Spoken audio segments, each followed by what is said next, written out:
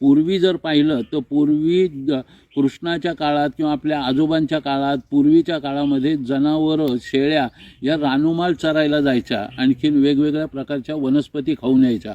वेगवेगळ्या प्रकारच्या वनस्पती खाऊन आल्यानंतर ते सगळे घटक त्या दुधामध्ये यायचे आणि ते दूध अतिशय पोषक व्हायचं. आज जे म्हणतात A2 मिल्क, गीर गाईचं दूध आहे, इंडिजस काऊचं दूध आहे, पण ह्या सगळ्या जनावरांना आज मोठ्या प्रमाणामध्ये सायलेज खायला दिलं जातं. सायलेज म्हणजे मुरघास. खरं तर हा मुरघास जो आहे हा मोठ्या प्रमाणामध्ये फर्मेंटेड असतो आणि हा फर्मेंटेड असल्यामुळे त्या जनावरांचं ॲसिडिटी वाढते. ॲसिडिटी वाढली की हाडं ठिसूळ होतात.